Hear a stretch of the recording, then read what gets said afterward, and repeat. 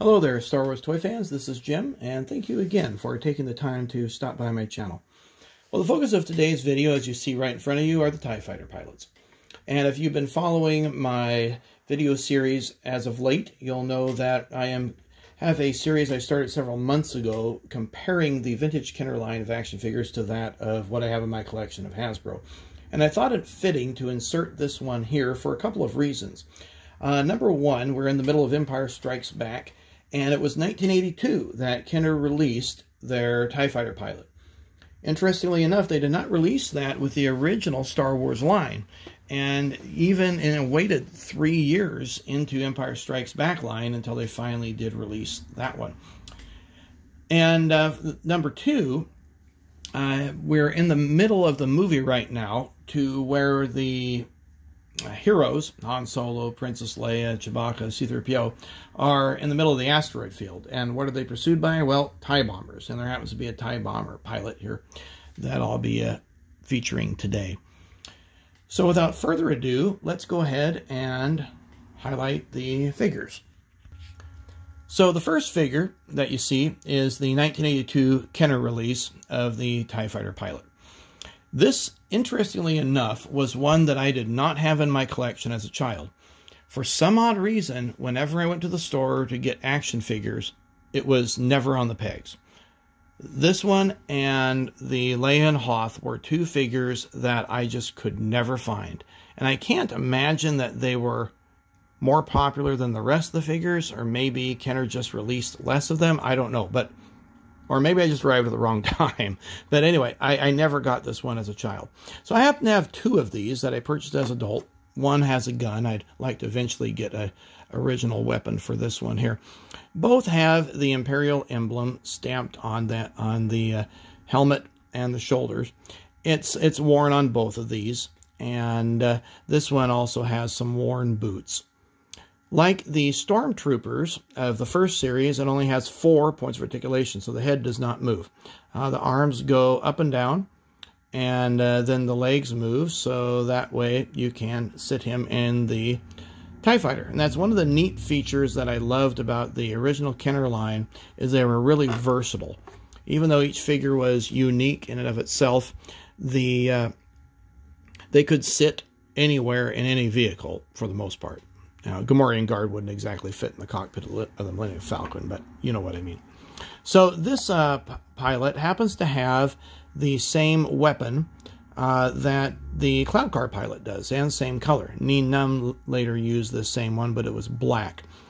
And it's a very nicely sculpted weapon. Now, the next figure that I'm featuring is the 1996 Power of the Force 2 release of the TIE Fighter pilot. And these releases that were done by Hasbro / Kenner in the late 1990s suffer from a couple of features. The figures are extremely buff looking, kind of like the Incredible Hulk, and none of the actors look like that. Maybe, of course, Darth Vader under the suit, because the actor was a weightlifter. But nonetheless, and they also suffer from huge guns that are way oversized for the size of the figure. Now, all the Power of the Force 2 figures happen to have 6 points of articulation. Well, I shouldn't say all, but most. And so this one here, pause a bit so that way we can get him off the peg. You'll see that the helmet rotates, the arms move at the shoulder. There you can see him holding both guns. The waist does pivot, and he actually can fully sit, unlike some of the Hasbro figures, so that way he can fit in the TIE Fighter. And the TIE Fighter, incidentally, was a re-release of the original 1978 ship, but it just did not have the electronics. It did have the popping wings. Now, the next figure I'm featuring is the TIE Bomber pilot. I'm really thankful that Hasbro released the TIE Bomber, as Kenner never did. And they've had several reiterations of it throughout from 1999 all the way through the early 2000s. This one comes from the 2002 exclusive, and I believe it's part of the SAGA series, and I believe it's part of the Walmart exclusive. It doesn't have any electronics in it. The wings don't pop off. but it does have some bombs that drop with it. And this pilot has several points of articulation that we'll talk about. So like the Power of the Force 2 predecessor, the helmet does move. This arm was loose when I got it, interestingly enough. This arm moves just fine at the shoulder. The waist does pivot. The legs do bend at the hips. And then you'll see here that they also bend at the knee. And that's kind of a neat feature. So you can fully sit in a chair or even in the cockpit of the TIE bomber. And finally, we have the 2004 SAGA series called the Battle of Yavin of the TIE fighter pilot. Now this one has multiple points of articulation, far more than any of the others, and I think he's sculpted quite well. In fact, if you see stills of the actors, it's pretty close to the real thing. Now, I think the Power of the Force one's nicely sculpted too. He's got that buff look, but the actors were not they weren't weightlifters. So this one really reflects that quite well. He has a blaster appropriate for the size of the figure. The head does turn, but the box there does not. It's breathing apparatus. The arms move at the shoulder. They also move at the elbow. And then they rotate at the wrist. So that's kind of neat. He does not rotate at the waist. So that's pretty much stationary.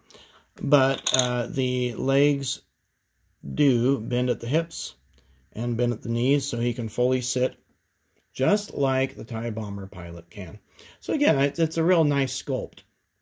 Now, if you are looking to increase your arsenal of TIE fighter pilots, doing my research on the Galactic Figure site, there happen to be some 29 reiterations of the TIE fighter pilot from the early movies, Rogue One, all the way through the new Disney movies, episodes 7, 8, 9. 29 different figures, all in a 3 3/4 inch scale. I only have 3 of them.